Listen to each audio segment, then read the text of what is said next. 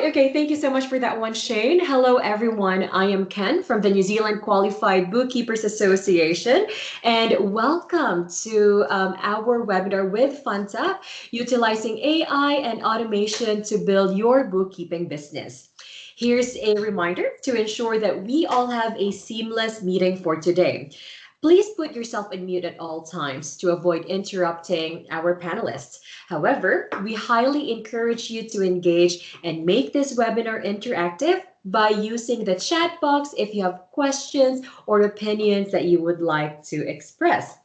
Shane might also add some house rules later on, and I will leave that one with him. Your feedback is very important, and we're always committed to delivering webinars and tax updates that resonate with your needs and interest. And to ensure that we're on the right track, I kindly request that you all take a few minutes to complete the feedback form after this webinar today. And as a token of appreciation, you will receive a certificate of participation, which will not help you accumulate more CPD points, but also serve as your verification for your professional development hours. I will share the link in the chat box later on so that you can save it for later. And your input will shape our future content, so please don't hesitate to share your thoughts. I trust that Shane has also recorded this meeting for your future reference. And now, let me introduce our panel chair today, who will then be introducing the rest of the panelists to you later on. We've got Shane Laurence, the head of growth in FundTap. Shane is passionate about developing innovative and tech-focused growth plans with business owners. With experience across business ownership, finance, marketing, and sales, he is uniquely placed to understand the challenges and opportunities his clients are faced with. A keen and passionate sportsman. These are not my words. These are the words from FundTap. We're not trying to throw an aging buddy around. Most of his time is spent with his family exploring the outdoors. Again, aging, not a word. To talk about utilizing AI and automation to build your bookkeeping business and introduce the rest of our panelists, let's welcome our chair for today, Shane. Thank you, Ken, and I don't quite know how to follow that introduction. But hey, really appreciate the opportunity to speak with the membership today and add value to the NZQBA network.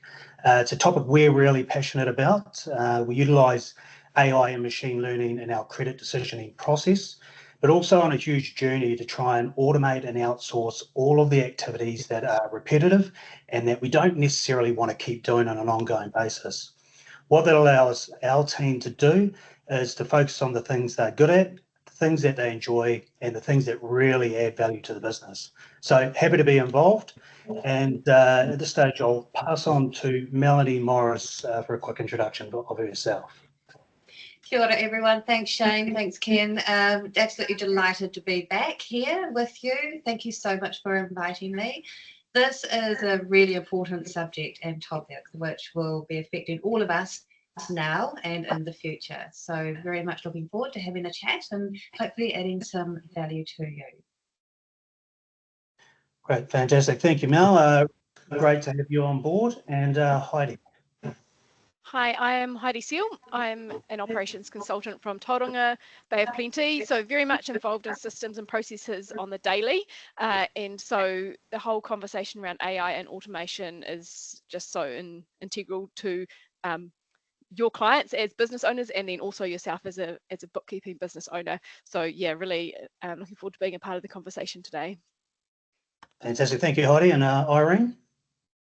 Hi everyone, I'm Irene from Admin Army, and obviously to grow an army you have to lean heavily into automation and AI.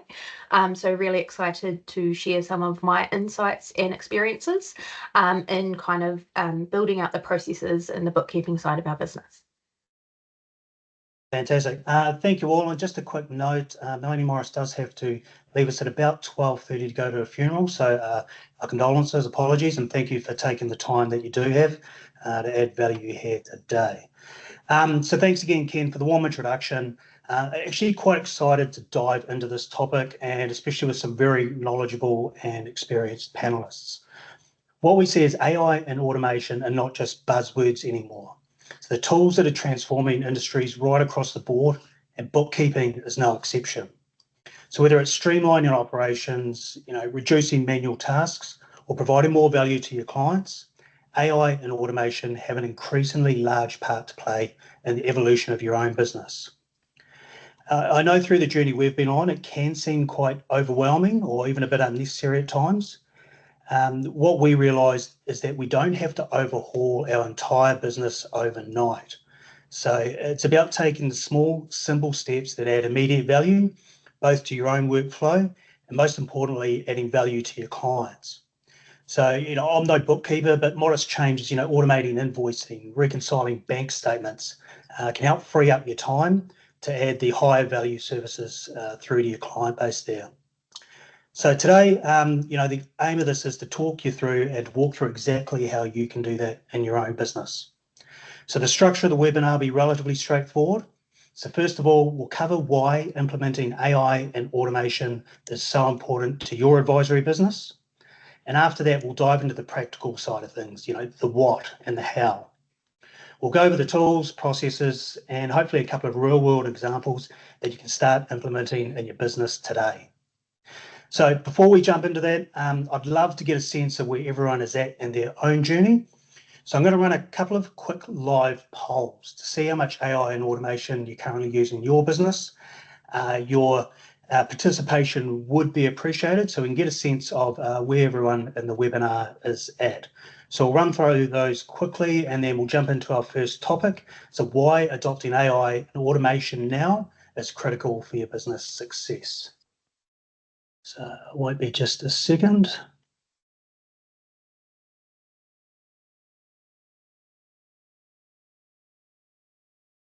So the first one will be a multi-choice question will come up. It'd be great if you could choose one of those that describes your journey on the automation process. And that should be through with you in just a second.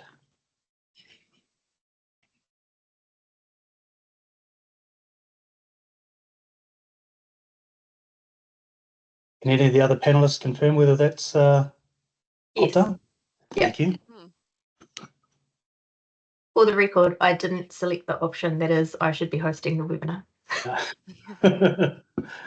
As long as you're ahead of the curve and implementing what you do know, then that's the important thing.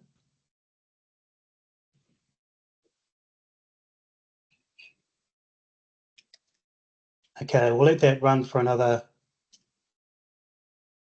10 seconds or so. Did anyone else do it? I do it. Okay. Fantastic. So what we've seen here is there's quite a few of you really at the start of the journey, so not utilising a lot of the current tools or software that are out there at the moment, unsure exactly where to take those first steps. There's a few here have started dipping their toes in the water, a few ahead of the curve, and we've had 3 super users who should be hosting the webinar, and I know that's probably none of the panelists at the moment. So if you can add any value, that would be appreciated. Okay, and if we move on to the next, if you have a 2 out of 2 there, if you can move across to the next side of the screen. So one word to describe how you feel about the impact AI and automation will have on the bookkeeping industry as a whole, and obviously your role within that.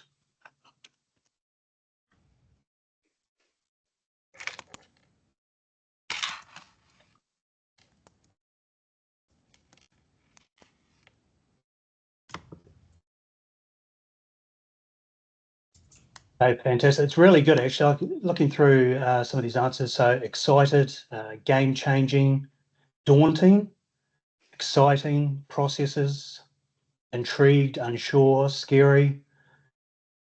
So a bit of a mix of results, and it probably shows a little bit that while some people are really excited about it, which is the biggest one to come through, there are some, I guess, doubts around their role, how it's going to implement their or affect their business and their career moving forward. So thanks for that. So what we'll do now is we'll move on to the, why automation and AI is so important in your business. So I'll pass over to Irene, founder and CEO of one of the more progressive firms I've seen out in the market, to give a bit of an idea of why you think it's so important for bookkeeping businesses to be looking at these processes.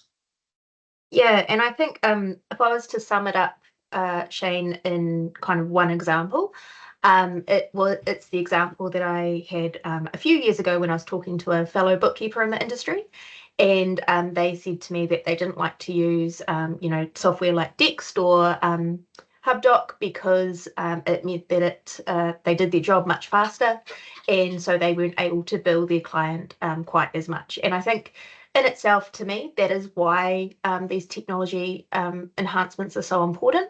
Not necessarily so that bookkeepers get their lunch cut, because that's certainly not what we want, but actually, to me, it elevates the status of a bookkeeper and what a bookkeeper delivers to a business, and the expertise that comes with that. So we're now moving away from the days where a bookkeeper's a data entry person who is just simply doing processing, but allowing bookkeepers to step in and own that area of expertise and their depth of understanding that they have in their client accounts, that an accountant who is maybe only in the client accounts once a month may not have that same level of insight. So there are so many things that bookkeepers using AI and automation are able to do to enhance the service that they're offering and ensure that it really is providing true value to businesses. And of course, flow and impact to that, hopefully we have a healthy, happy economy and lots of people being successful.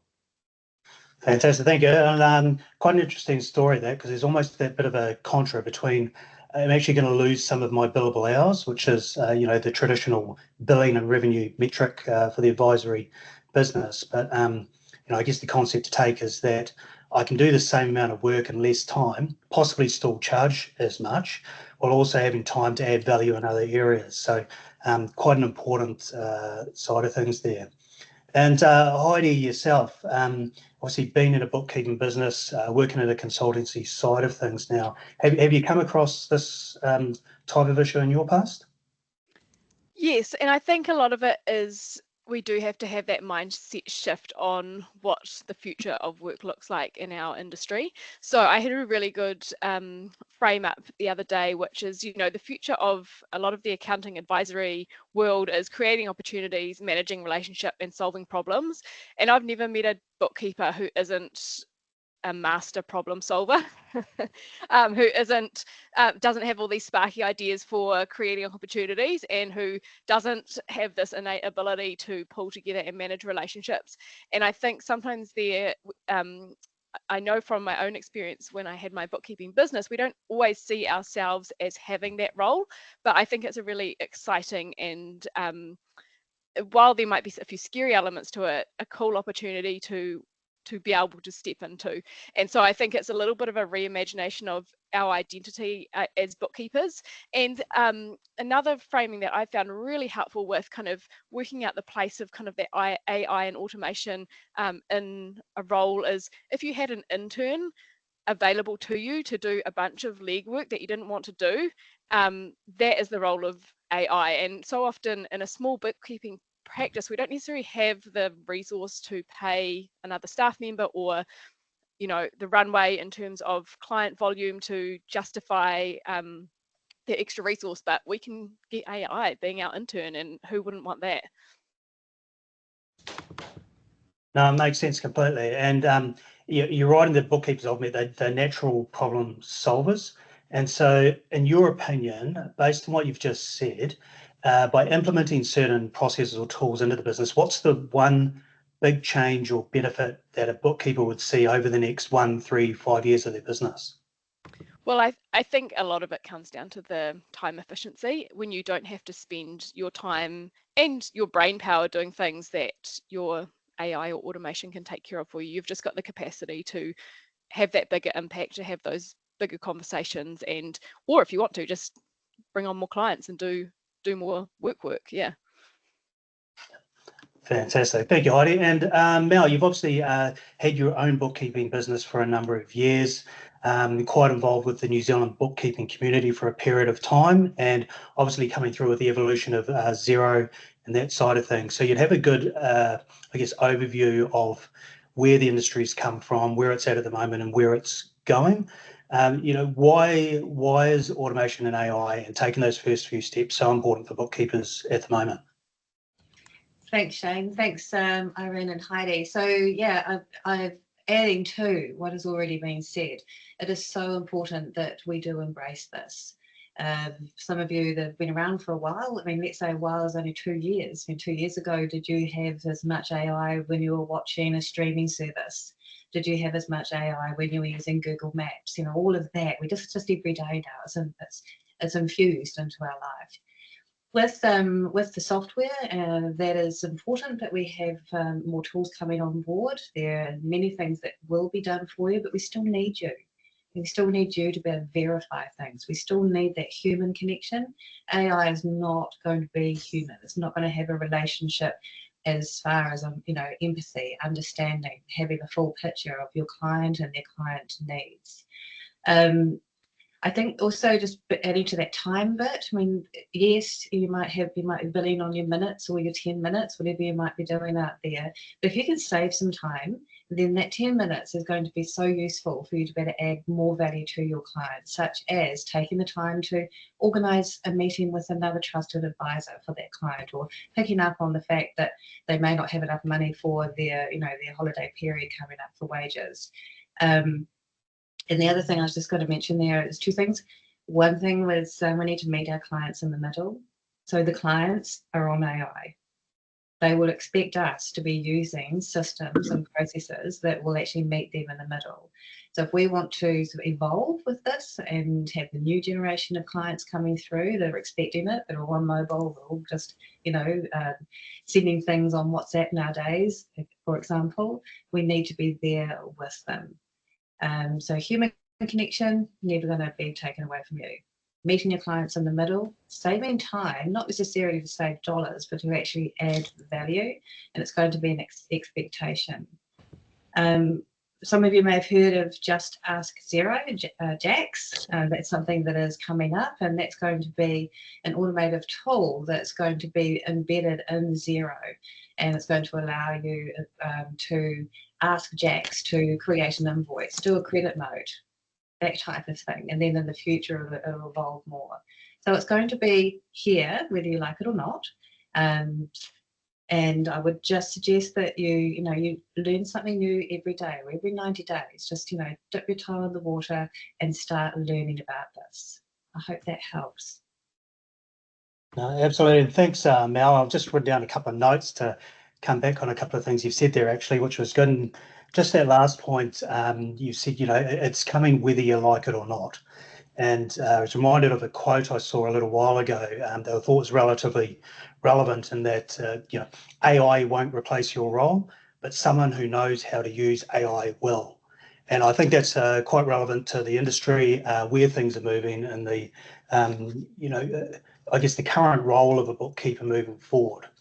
And that's something I'd like to touch on quickly next. Just another thing you said there, Mel, was, they still need you.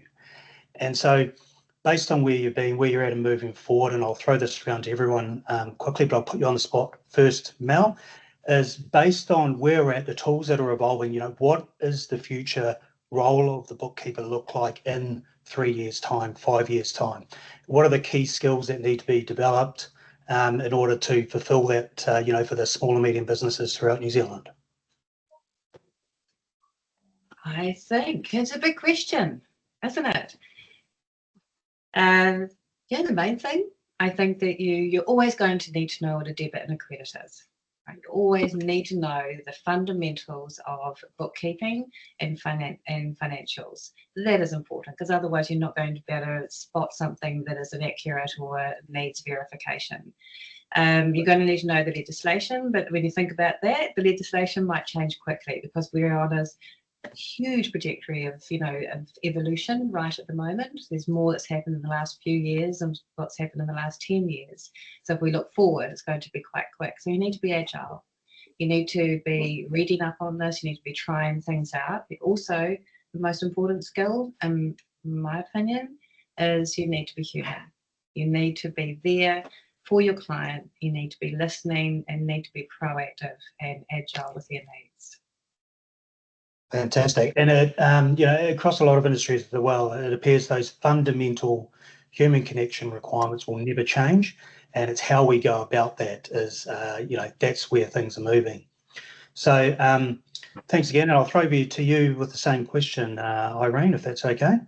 Sure is. I think very much echoing a lot of Mel's points in that, and I really just want to really reiterate around it's actually understanding how the data has come to be put together. So anyone can jump into accounting software and reconcile some bank transactions and print off a profit and loss and think that that's their accounts for the month. But actually, do they understand as Mel says, the fundamentals of debits and credits? Or if we were to use payroll as an example, bad data in, bad data out. So, and we all know that that's just a delightful piece of legislation that we all get to, or those of us in the payroll space get to traverse on a regular basis. And the reality is, it's so the legislation is so complex that there really is a requirement for a human to do it. And I was at the Australian Payroll Association conference last week, and they were talking about how they've been attempting to build a GPT for the members to be able to interrogate and ask questions to. And the issue with it is that, yeah, it answers the question, like that's cool using the data that it has and the database it knows, but it actually kind of stops short at giving a complete answer because it lacks context and it lacks that kind of insight into the specific scenario. And so I think that that's where the role of a bookkeeper will really become so important, is it's that ability to interpret and provide that additional level of understanding to business owners who, can pull a P&L out of their accounting software and think they've made 50 grand profit. Yay for them. But at the same time, is that data actually correct? Is that what are the other trends that we see within that information, and how can the business owner use that to really ensure their business is a sustainable and a going concern?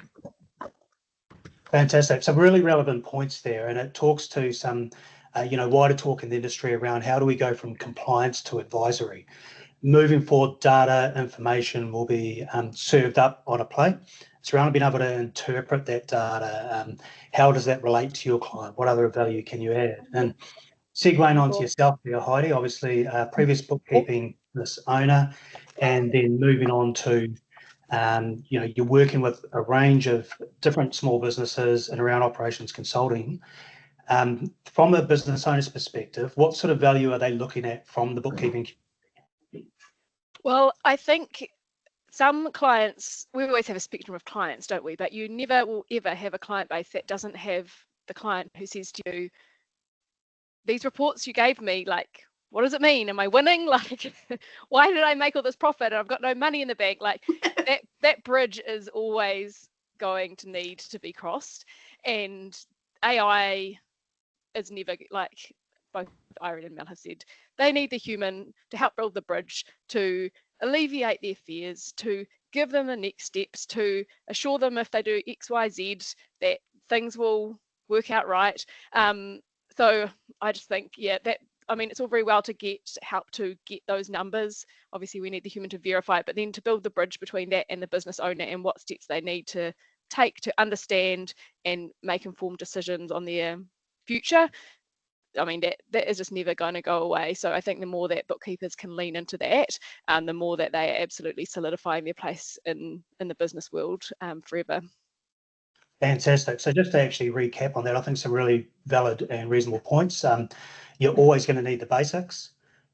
Human interaction, skill set, relationship building will never change.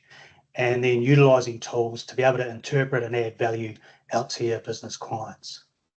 Thanks for that. So we'll move on to quickly just around the journeys, mistakes, any insights you might have from that. Mel, I'll move on to you quickly, just based over on your time across the industry. If you're able to provide any insights through your journey or where things going, or sort of further thoughts from your end. Thanks for that. Yeah, I think, okay, so what I did do once with a client is I printed out, listen to me, old school. I produced some reports, and they were one of the first sort of reports that we did in Xero that sort of gave a whole suite of reports that meant that we had 9 or 11 reports, depending on how many bank accounts the client had.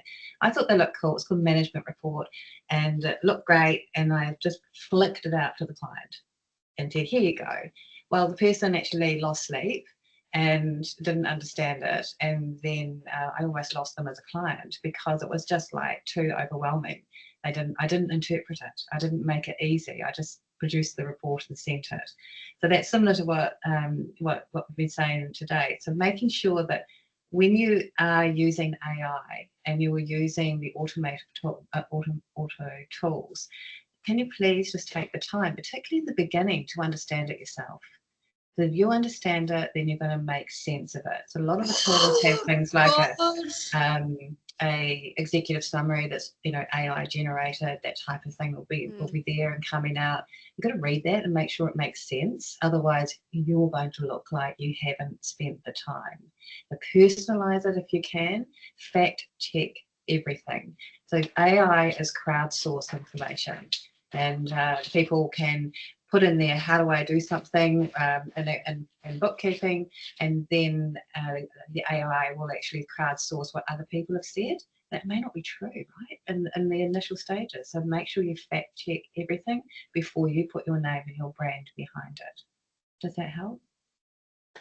Absolutely, and made several mistakes like that myself in the past. So it is common, and it's part of the iterative process and getting something that works for you. So just want to say thank you, Mel, for the time that you've given us today. Really appreciate it given the circumstances, and look forward to catching up in just over a month at the conference.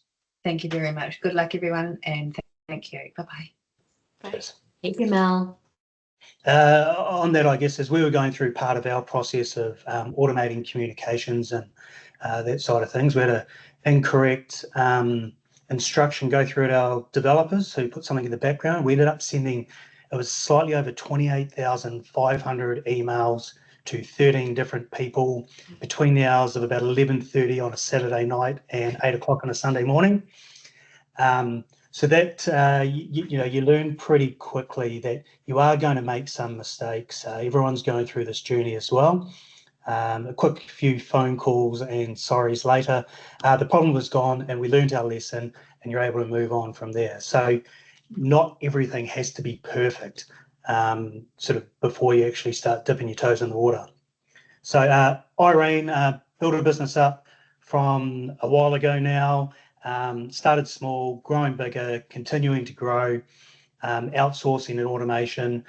Can you speak a little bit around, your journey, steps you've taken, mistakes you've made, possibly any super tips you might have for the webinar? Yeah, absolutely. So I think I just have a natural curiosity. So I love learning new systems. My least favorite way to learn them is to receive instruction. I just love to get in there and click around and figure it out. But underlying that approach is obviously needing to understand and be able to validate the numbers that are coming out the other side. So not necessarily my mistake, but I was interviewing someone for a payroll role about 6 months ago, and had they were a little bit of a wild card. I'd shortlisted them. We were doing the interview, and it was came to the question: how do you know that the data you're using, that the payroll software is spitting out to you is accurate? And the response was, I just trust it because the software sets the number out. And I think that was the end of the interview pretty quickly after that point, because clearly there was no understanding of some of the intricacies of knowing how to interrogate the data and ensure that the information you're providing to your clients is accurate. Alongside that, in the very early days of ChatGPT, I 100% was one of the many people who got caught with ChatGPT hallucinating. So for those of you that don't know, if ChatGPT doesn't know the answer, it just makes something up. And so I've seen a selection of issues like that. So for example, you ask it to reference something, and it gives you a list of references, and then you actually go and try and find those references, and it's just made them up because they sound good, and it knows what a good reference should look like. Additionally, ChatGPT is a large language model. It can't count. So I don't know if any of you have ever asked it to give you a response to something with 1,000 words or less, or what have you, as you might have for the recent award submissions that hopefully everybody on this call has made for their businesses for the NZQBA Awards. A little bit of a shout out there for you, Ken. But it actually can't count to 1,000, and so it's around knowing what it does. Like when you're using a piece of software or a tool, it's really around understanding fundamentally how it operates, what it does well and what it doesn't do well, and ensuring that you have the processes or workarounds or hacks to ensure you're getting the best outcome. And what I will say is my favorite thing to use ChatGPT for is to figure out Excel formulas and how to nest them so I don't have to have them all as individual lines. So that's my awesome tip on if you're not using ChatGPT to help you figure out Excel, you are missing a trick. Absolutely. I see Amber commented there. Love it for Excel. It's something I love. I've got a previous history as an accountant and love a good deep dive into an Excel spreadsheet. And working at modeling was almost like talking backwards and forwards with someone who was very good at Excel. So I'd explain the concept, what I was trying to achieve, what I wanted the numbers to show, come back with an answer, I'd model that out, and it was slightly wrong.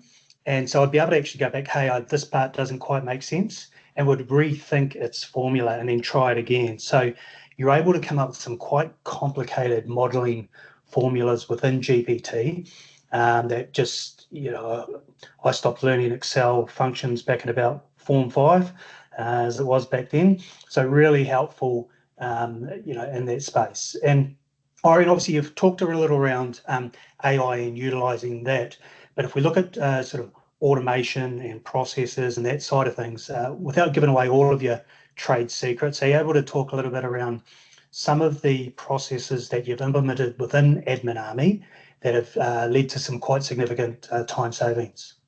Yeah, absolutely. So I guess the one of the huge wins is always using software like Dext or Arkame or HubDoc to actually be pulling the information from bills and entering that into your accounting software for you. That in itself just that pretty much halves the amount of time any sort of AP takes if you're lucky. And we did have a client that we had been kind of blowing way out on our time goals for that client, and we changed them to a different platform that had a little bit more automation involved. And I'm pretty excited to say that we actually saw that time reduced by 50% and sit back within the level of package that the client was on. And the outcome of that is, sure, that's less billable hours for us, but had we had to increase the price to the client to account for all of the manual work that we were needing to do, the client actually would have needed to leave Admin Army because it wasn't a sustainable outcome. So I think there's a whole big piece around AI and automation that allows us to be a sustainable option for our clients and ensure that they are able to get the expertise that they need in their businesses. The flip side of that is in Admin Army itself, and I'm semi-embarrassed to say that up until about 3 months ago, we were running all of the same platforms that I had set up for Admin Army when it was just me in the business, and obviously it's grown quite significantly. So we were using kind of as our project management system Asana. We were tracking our time in Clockify. We were using Teams for all of our client comms and bits and pieces. 20,000 different emails for whatever you felt like, or whoever you felt like being on the day. And so we've actually gone through the process this year of a relatively significant process of coming and using Carbon for our practice management software now. And a big part of that process was obviously the decision making around what would be the best platform for us to be using. And Admin Army is not just a bookkeeping business. We've got other parts in the business. So it was around finding the thing that would automate as much as possible, as effectively as possible. But the outcome of that, and we're still early days, but on their website, Carbon promises that each staff member will save 16 hours a week. That seems pretty generous if you ask me, but when I was doing the maths around the business case for it, I was like, okay, cool. If we're saving 5% of that, so like, 45 minutes per staff member per week, this is what the value is to the business. And what I can say is the value of the automation just around the time saving is huge in terms of having everything now living in one ecosystem and people not having to switch between systems left, right, and center. So you really underestimate the time it takes to switch from Teams to Xero to turning your clock on and something else to ticking your task off in your task management or what have you. But also the real value has come from the visibility that a lot of that automation is creating. So for example, 40 people in the team, that's 40 emails that things could be coming into, plus all of the individual client emails that we manage on their behalf. Actually having those all flow through the Carbon and the practice management system and automatically tagging to the clients means that I can, a client rings me up and they're like, oh, this is happening in my account, I'm not sure what's going on. I can log into the contact, I can hit the AI summarize button, and it tells me kind of a summary of the last 10 interactions the team have had with the client, and I can troubleshoot and provide great client outcomes using that information to kind of really just allow me to target what the actual challenge is or where the client is really needing that extra support. And so I think there's so many layers to AI and automation and improving the way that your business operates. And I actually taking the year 2024 into account at the start of the year, I made a commitment to myself, to my board, to the team, that actually our next 3 hires would be software to improve our processes, rather than bringing on additional people just to keep, throwing humans at it. For me, it was around how do I also help the team to elevate and lift their game and focus on higher value tasks as well, and not be spending time, chasing down an email that I asked them for 3 days ago. Fantastic. Thanks, Irene. And I'm sure we've all been in that position, either being chased or chasing for an email follow-up, and especially with clients. Back in my accounting days, it's not urgent until it's urgent for them.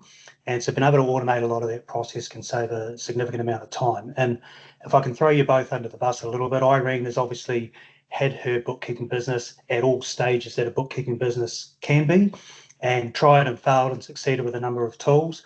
And Heidi, obviously, owning her own bookkeeping business in the past and working with businesses to streamline operations through AI and automation. Hope you two don't mind if any of the attendees for the webinar do need guidance on specifically where their business is at and the right tools to implement at that time, that they'd welcome any reach out and contact. And Heidi, as I mentioned before, you obviously own your own bookkeeping business a few years ago, so slightly different time, and then transition into an operations consultancy, helping small businesses streamline and automate their processes. So can you talk a little bit around sort of your journey and what you've seen and any sort of wins or losses throughout your time? Yeah, so obviously the world has changed a lot since I had my bookkeeping business. So I might lean into some of the more general business practices that are 100% still relevant to a bookkeeping business. So I think with the AI and automation, it's really easy to go on LinkedIn and there's all these people with like downloads on your feed that are like promising these mind-boggling things that they're doing in their own business. And it's really easy to there's so many things you could do that you get frozen into doing nothing. And I think the thing that I've learned the most about working with my clients and even in my own business is small, consistent learning and implementation sprints are also very valuable.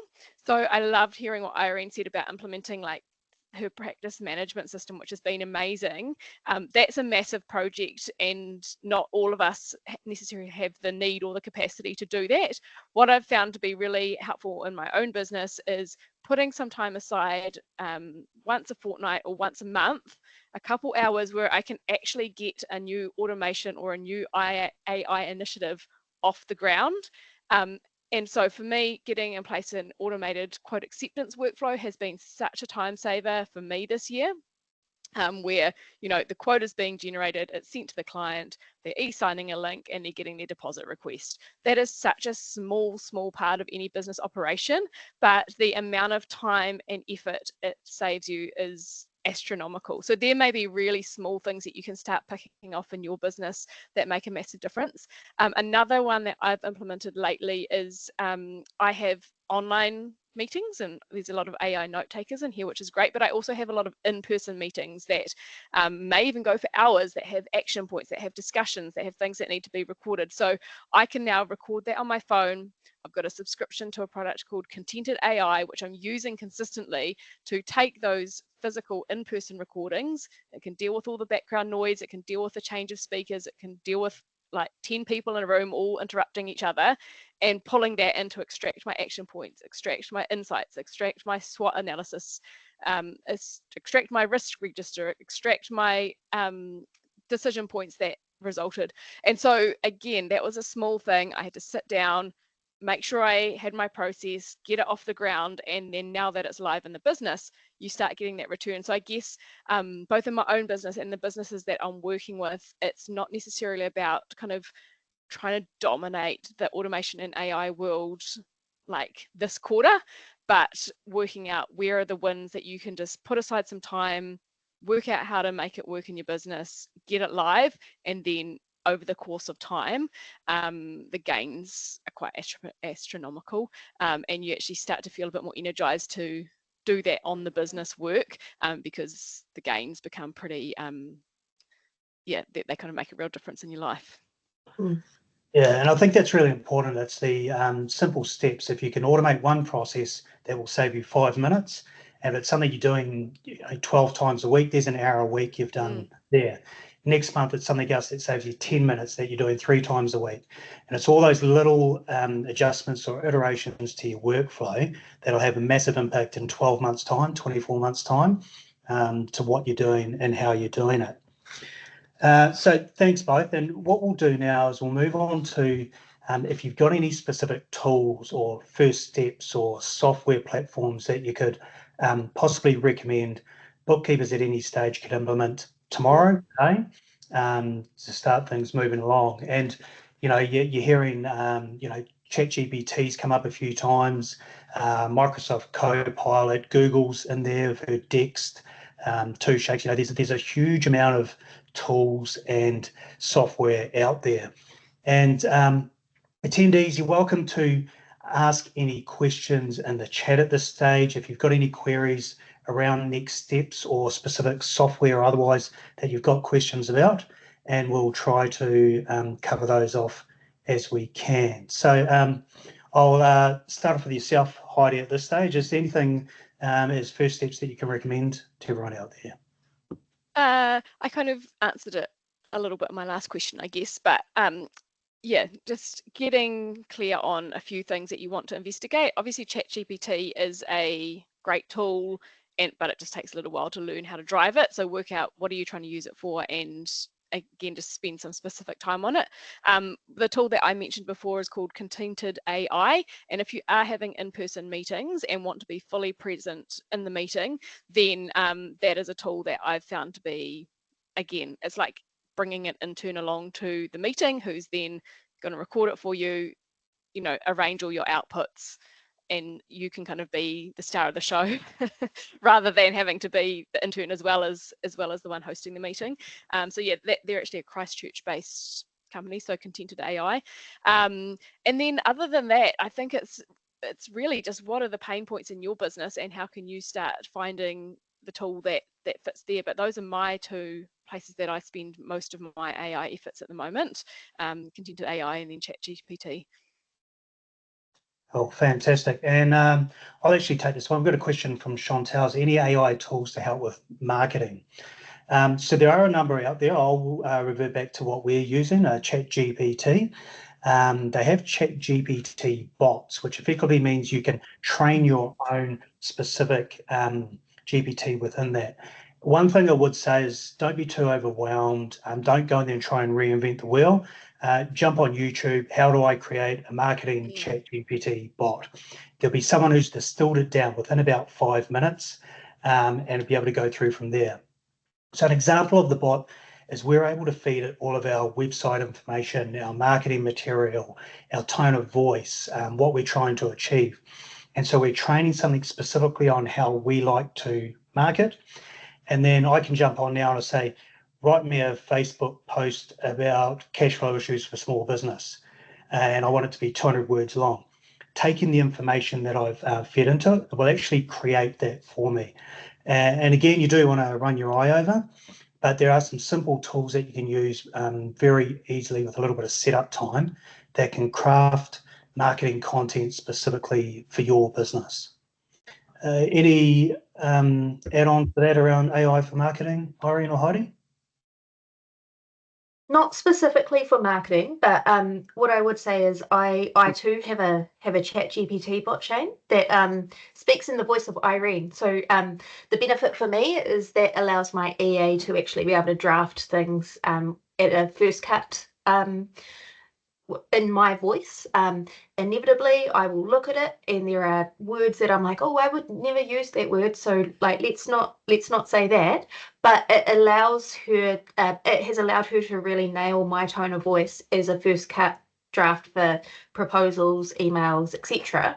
And I think the real key there is, as you said, Shane, don't just take its first input to you.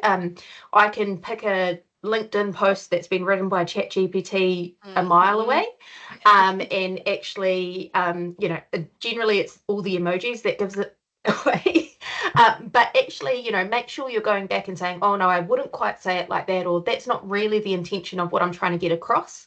And having that back and forth with it, because people don't want to just be reading AI generated content. They actually want to be hearing from you and hearing your personal voice in your marketing content as well. Yeah, and on that, speaking with Melanie previously, the head of sort of AI and automation at Xero apparently hasn't written an email for about 2 years now.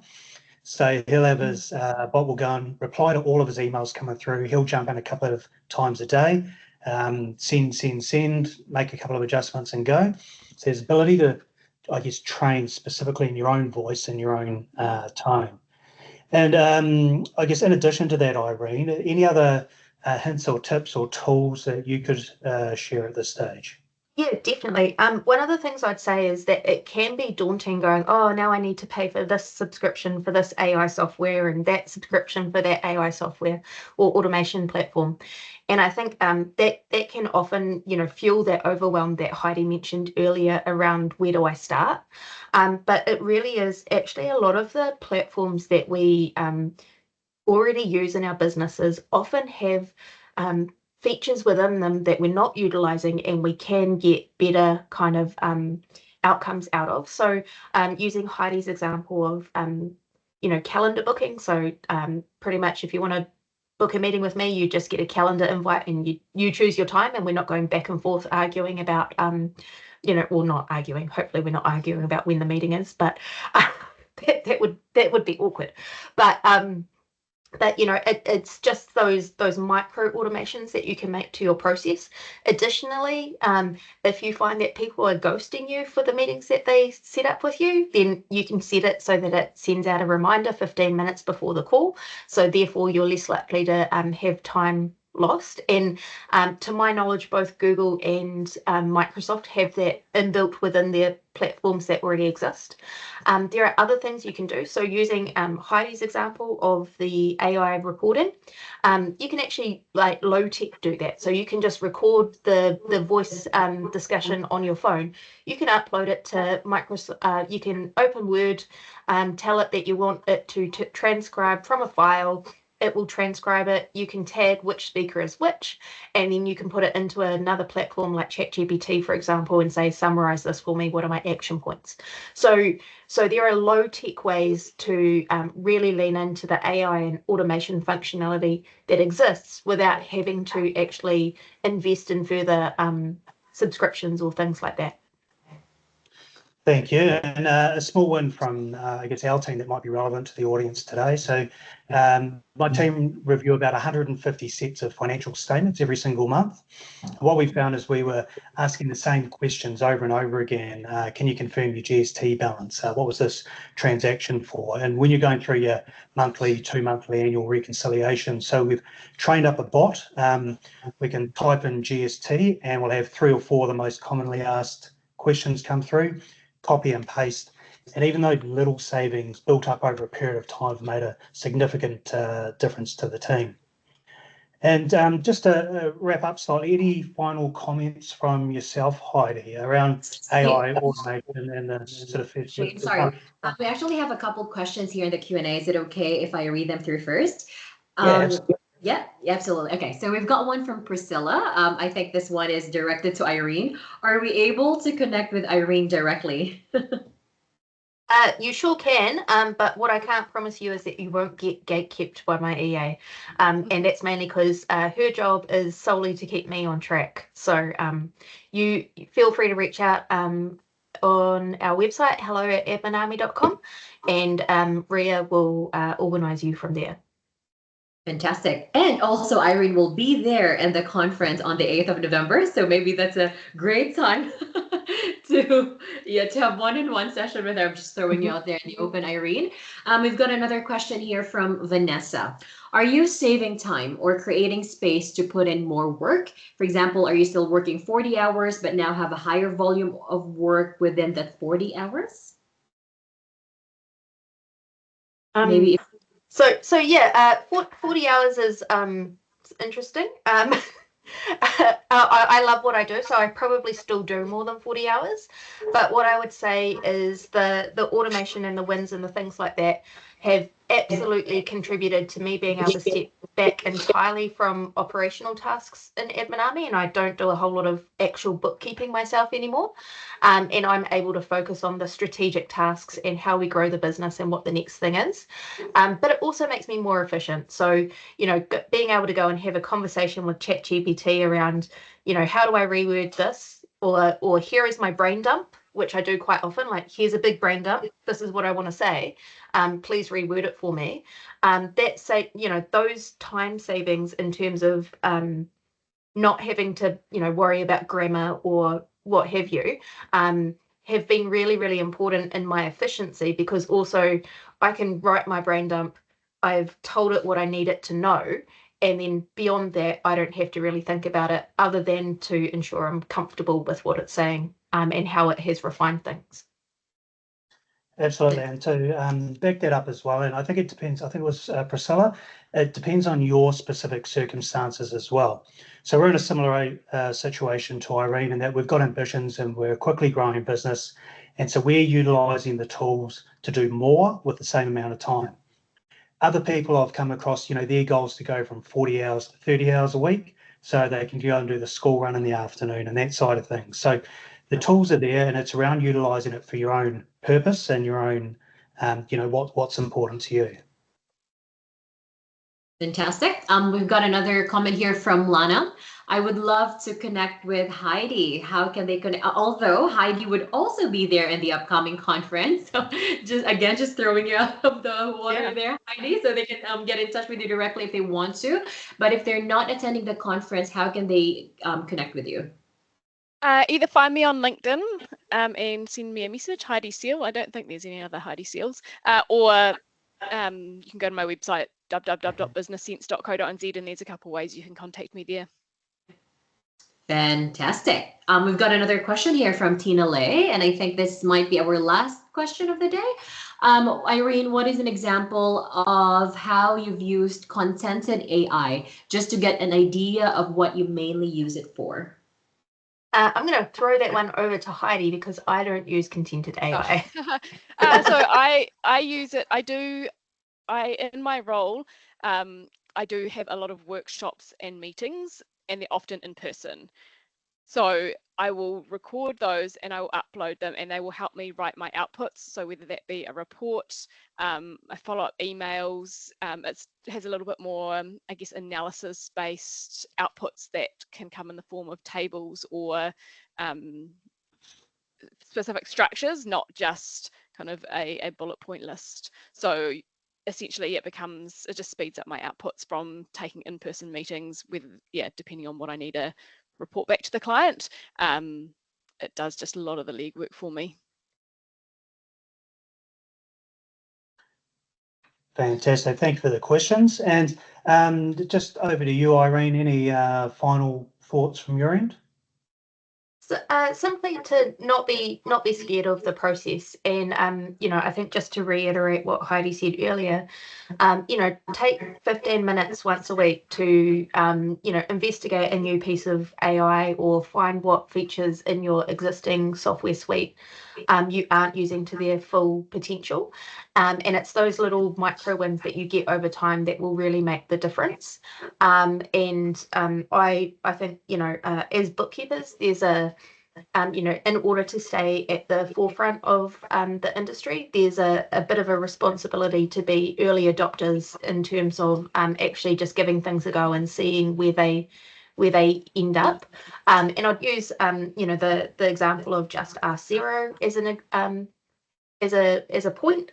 Like when I heard about that and got the email saying, do you want to be part of the beta testers, I was very, very keen to be involved with that. So signed up for it because I want to, not only is it a platform that my team use regularly, and so I want to be able to have a level of influence as much as you can have with a big beast like Xero, but have a level of influence around what's going to deliver the best outcomes for my team and for our clients, but also around making sure that I'm aware of what those changes are that are happening in the industry, so that there's no chance for us to be left behind.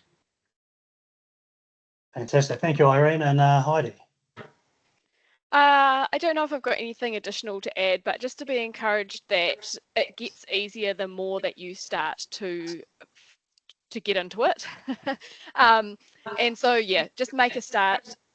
Try and get something across the line that makes a tangible difference in your business, so you can get that taste of momentum and that kind of feedback loop. And then I think also, I guess from a perspective of your clients as well, I think it's a real cool opportunity to show leadership to them as well. And there'll be a bunch of bookkeeping specific automations and AI tools that you'll get value from. And on the other hand, there'll be a bunch of non-bookkeeping specific ones that I think is a really cool opportunity for you to help lead your clients through their transitions of getting that on board in their business as well. So I'd say, make a start, get some tangible wins, and just enjoy the journey. Thanks, Heidi. And a really good point there, I think, is it provides an opportunity to add additional value to your client base, which always goes down well. So just wanted to say thanks so much for joining us today. Special thanks to Heidi and Irene and Melanie for sharing valuable insights and experiences. I hope the session's shown you that AI and automation isn't as intimidating or out of reach as it might appear sort of in the media, LinkedIn, as you were saying there earlier. To recap, it's around taking simple, small steps and processes that you can implement tomorrow to help streamline your operations and add value to your clients. I also want to take this moment to acknowledge Ken and the NZQBA. I've known Ken for a few years now, and her and the NZQBA team are deeply passionate about supporting and growing the bookkeeping community here in New Zealand. So it's their commitment to helping you guys stay ahead of industry changes and dedication to adding value wherever they can. It's evident in everything they do. So today's webinar is an example of this one. No one wanted to connect with me directly, so I'll come and see you all at the conference there anyway. And feel free to reach out on LinkedIn, Shane Laurence. One thing to remember, technology is here to stay. It's coming and it's evolving pretty quickly. So the good news is that you don't have to do everything at once. Simple, small things, even just simplifying client communications, those can make a massive difference in the efficiency and growth of your business. So once again, thanks for today. Thanks to Ken, NZQBA and the panelists, and hope you've been able to take something away that you can start implementing in the next few hours there anyway. Cheers. Thank you. Thank you so much, Cool. Shane, Irene, Heidi, and Mel. And if you've enjoyed this discussion, again, as what they've said, you will see all 4 of them in our upcoming bookkeeping conference. And before you leave, just please make sure, click on the link and give us your feedback. I know Shane, Irene, Heidi, and Mel would love to hear your thoughts for the webinar today. Thank you all and have a wonderful Wednesday afternoon. Bye, everybody. Yeah.